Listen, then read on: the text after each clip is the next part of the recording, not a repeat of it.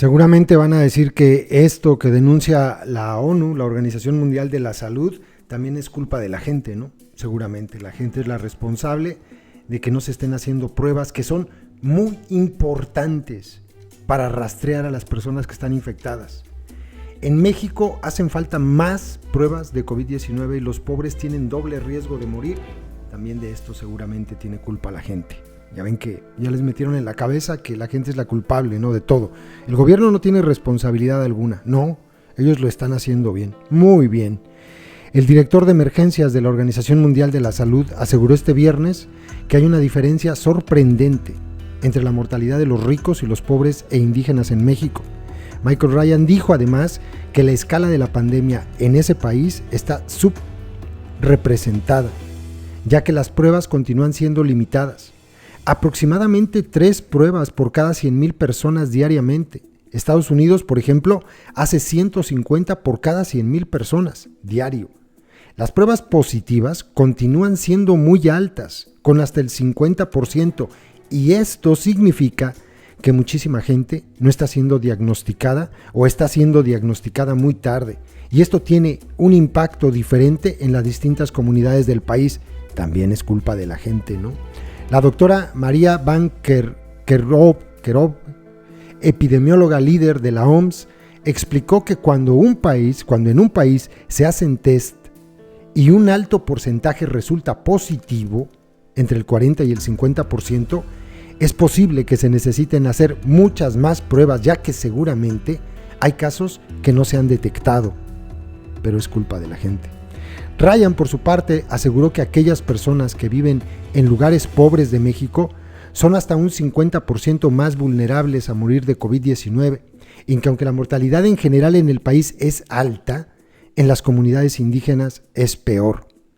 Hay una situación compleja en México con este impacto desigual sobre los pobres y los indígenas, con una estrategia de relativamente poco testeo que significa que la escala de la epidemia está subrepresentada. Está claro que se necesita hacer más para abordar los problemas de diagnóstico y la diferencia de resultados entre los diferentes grupos sociales. Esta es una crítica durísima a la Organización Panamericana de la Salud, que ha salido a limpiarle el estercolero a López-Gatell en sus conferencias, porque la OMS está diciendo exactamente lo contrario a lo que dice este tipo, que pues yo creo que ha de estar yendo muy bien económicamente, ¿no? Porque pues de otra forma no entiendo que sea tan cínico de llegar a decir algo que a todas luces es mentira. Sin test, pues parece ser que disminuyen los casos. Y se están haciendo cada día menos pruebas. 3 pruebas por cada 100,000 habitantes. 3 pruebas. Esto es culpa de la gente, seguramente. ¿Verdad que es culpa de la gente? Sí, eso. Qué bueno que lo entiendan, es culpa de la gente. ¿El gobierno qué? ¿No? El gobierno no tiene la culpa de esto, ¿verdad? Exacto. El gobierno no. Ellos son perfectos, impolutos. Son inmaculados. López-Gatell es un santo. ¿López Obrador es Dios o no? El director de emergencias de la Organización Mundial de la Salud aseguró que hay una diferencia sorprendente entre la mortalidad de los ricos y los pobres e indígenas en México. Michael Ryan dijo que la escala de la pandemia en el país está subrepresentada, ya que las pruebas continúan siendo limitadas.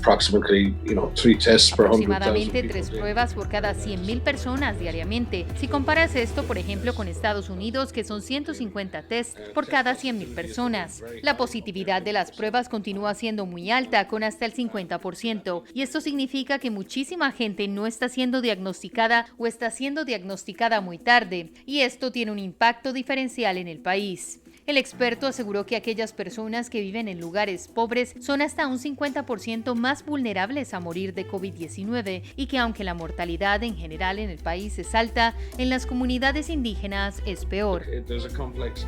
Hay una situación compleja en México con este impacto diferencial sobre los pobres y los indígenas, con una estrategia de relativamente poco testeo, que significa que la escala de la pandemia está claramente subrepresentada. Está claro que se necesita hacer más para abordar los problemas de diagnóstico y la diferencia de resultados entre los diferentes grupos sociales. Laura Quiñones, Naciones Unidas, Nueva York.